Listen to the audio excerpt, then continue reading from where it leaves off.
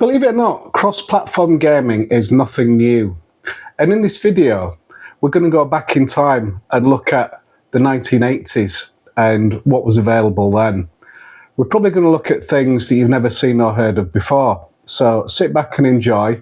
This video is very generously sponsored by PCBWay, and I have just received through the post today this massive box, and I have no idea what is in it.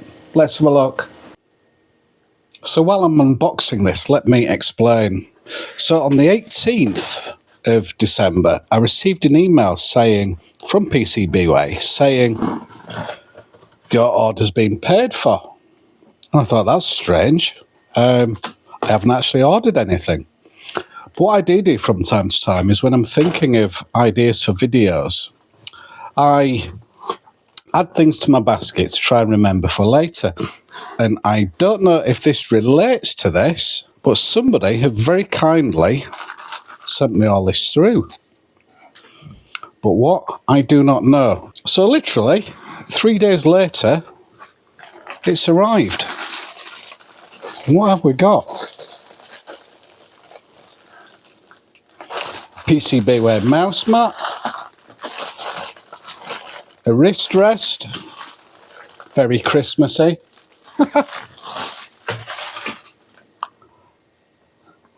Is this a PCBWay card? I'll open that shortly. Thank you, PCBWay. A PCBWay Christmas tree, which I'm guessing is a Christmas decoration that I can hang on the tree. Another Christmas decoration. A PCBWay lanyard. Another lanyard. Very Christmassy. What is this? What is that? Is that a neck support? I think it might be, you know.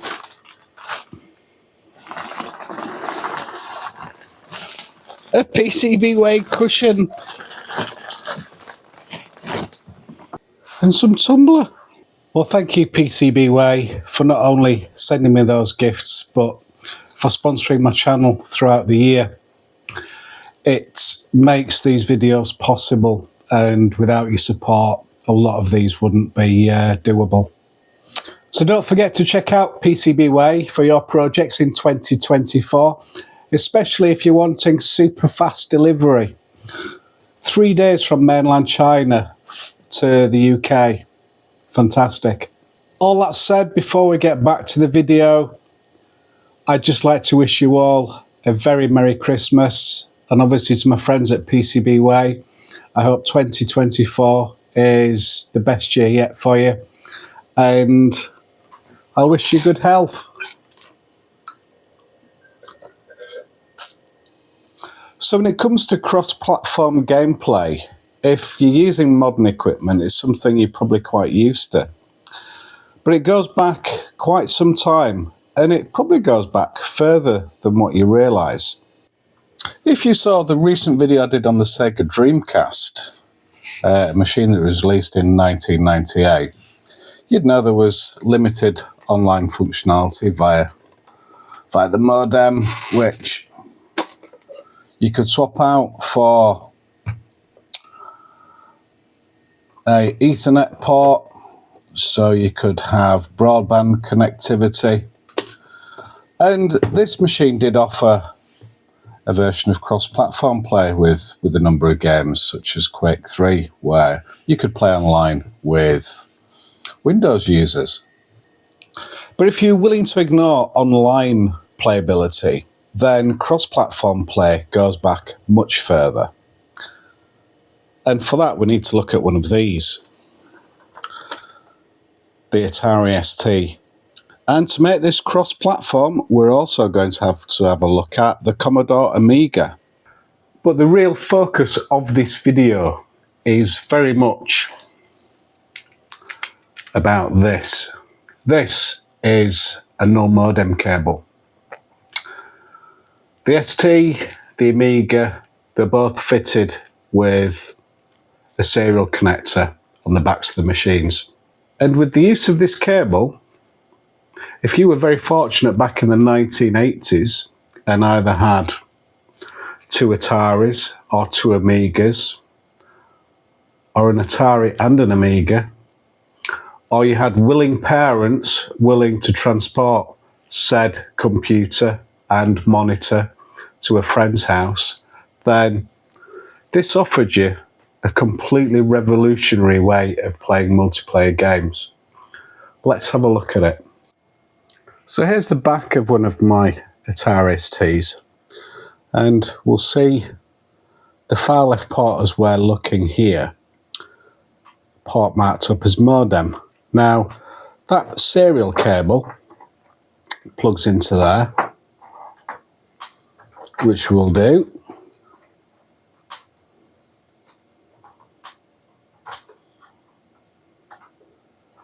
Tricky to do one-handed, but there, that's in. And then the other end of the cable plugs into your other Atari ST. So whilst researching this video, I found a really useful website, Moby Games, and you can see here I've got the Atari ST selected and the null modem cable option, and that's brought me up a list of 35 games which the Atari ST supported. It's not a big list, is it? But nevertheless, it's quite a few. And if I change this to the Amiga, you see there's even more games supported. There's 86 here.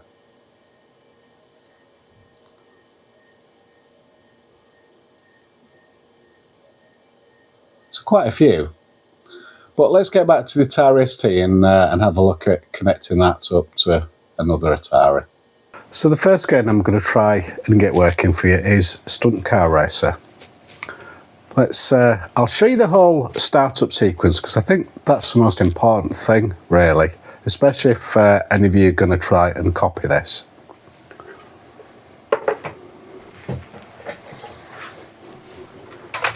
So you only need one copy of the game, and I'm going to boot this one off disk. And I'll get the second machine warming up.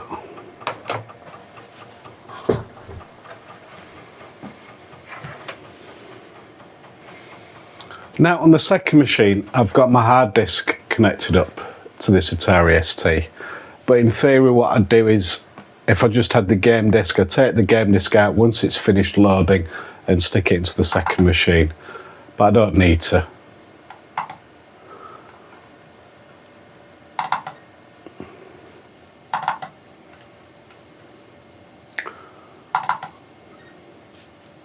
So that should start the game.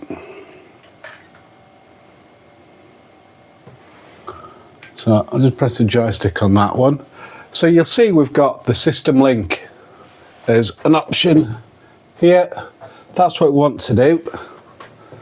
So we'll move down to that. So now it's waiting for the second machine. Now, the way it operates is sort of like a slave and master. So because this one started the game first with the link connection, this will be the master. So all the controls will be selected on this machine, and on the second machine, you don't get to control anything in terms of the menu settings, the menu options. So there we go, link complete on both machines. Press fire on the main machine. Let's put a name in. Enter another driver, because we've got two. What should we have? Let's have Bob. Simon and Bob. Right, continue. Try not to get in the way. You want to see the back of my head. So there we go, set up on both machines. Let's just do a practice. I'm not going to play the whole game, obviously. I'm just going to give you a flavour of how it works. and let's practice. Why not? Let's practice the humpback bridge. Why not?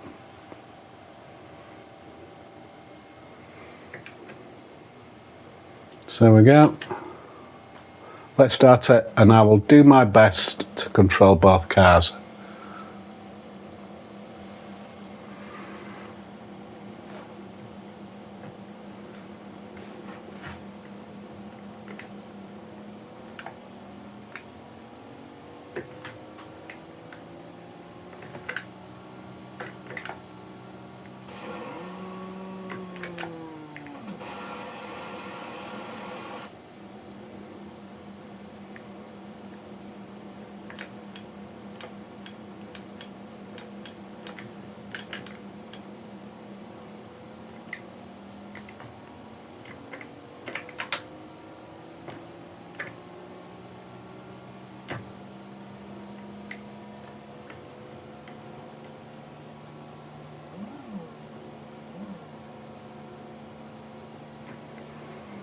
In fact, I'm going to quit this because I don't think we get to see each other. Let's cancel that. Let's start racing session. Just want to see each other, don't we? Right, start racing session.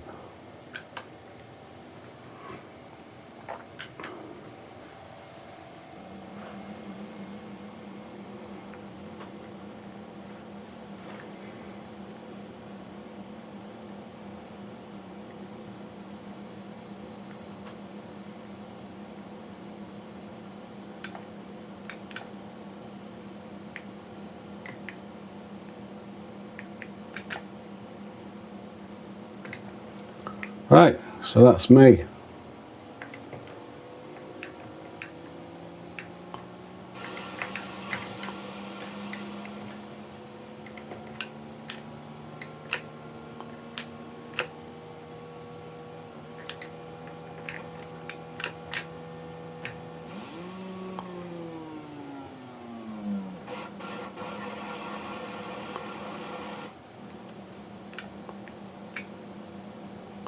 Well, you get the idea. That's Stunt Car Racer. 2 machines, 2 players. Right. Second game then, Flight Simulator 2. Both again on the Atari ST. I've got it loaded up on one already, just to save you a bit of time. Whoops.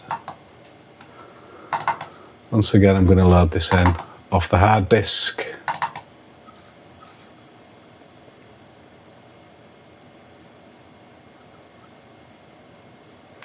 Right, if we look at the top, if we go to File, we've got a multiplayer option.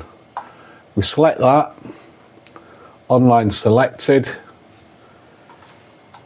File, Multiplayer, Online, and I think we've got to send the aircraft. Need to click on that. Same again. I think, might be wrong, and close this.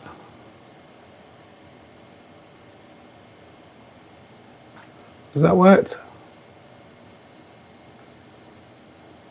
Yes. Yes, it's worked. Right.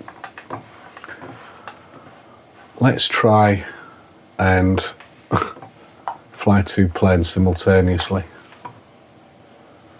Right, so there I go in one plane.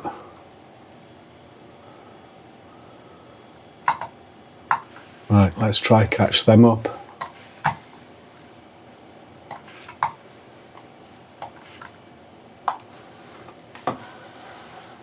Full power. My God, this is tricky.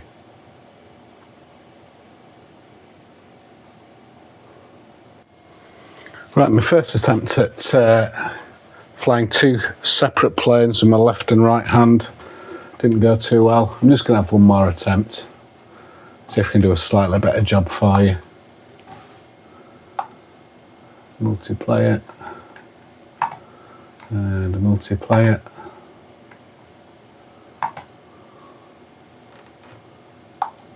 think that will do it. Fingers crossed. Do we need to send the aircraft? Let's go to multiplayer again. Send aircraft. Multiplayer. Send aircraft. Close that. I think that's worked. Right. Let's try one more time for you.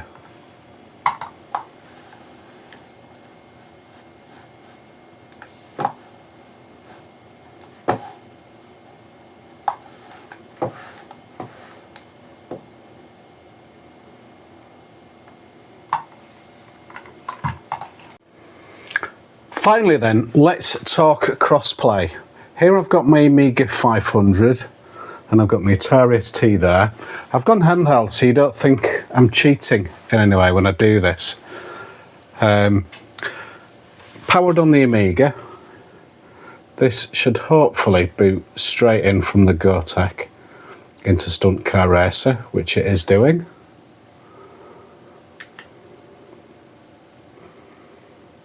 Give it a few moments. Is that a key press? There we go. Right, so that's on the Amiga. So moving to the Atari. Got to connect up the hard disk. Let's just restart the Atari.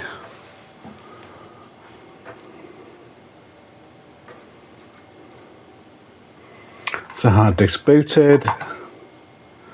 Into games. Stunt Car Racer.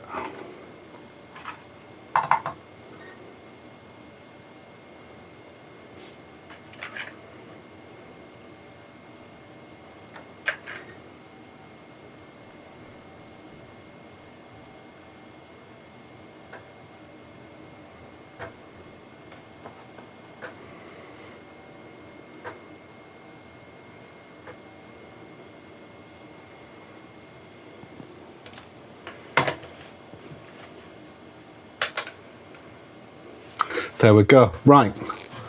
Let's, getting confused with all these joysticks now. Let's go on the Amiga down to computer link. Linking. Back to the Atari ST. Computer link. Link complete. Press a button on the Amiga. Let's put some names in again. Just show you that it is. So here I am typing on the Amiga. There we go. Enter the player. Let's go off with Bob again.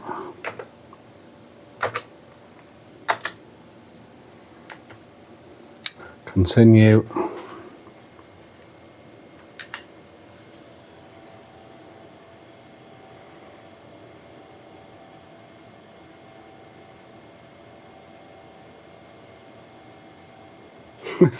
I'll put the camera back into the cradle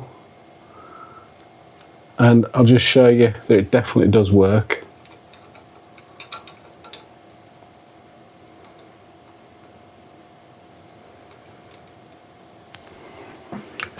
Right, so everything's being controlled by the Amiga. Start racing session.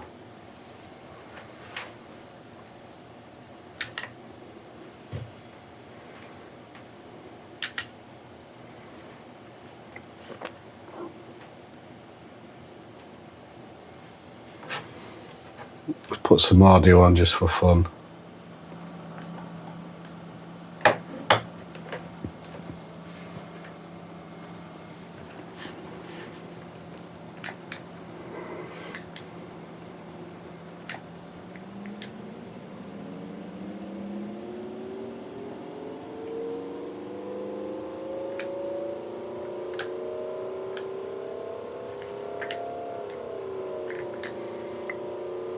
There we go. Got the 2 players. Jeez.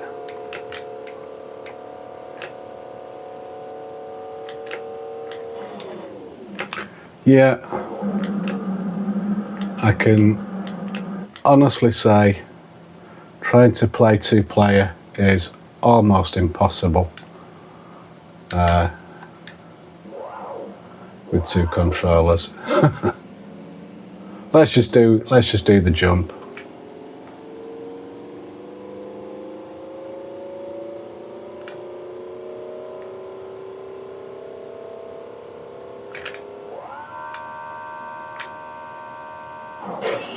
And I crashed anyway. But there you go.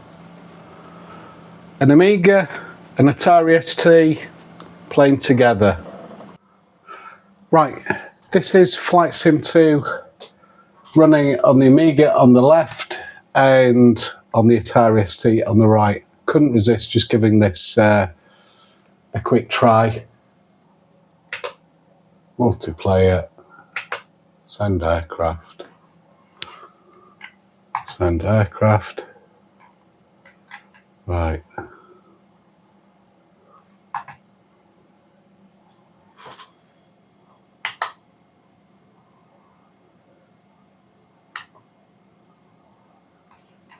Is this working? I think it might be.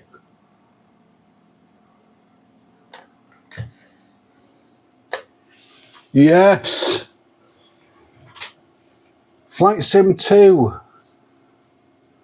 Amiga and ST. Right, let's chase that plane.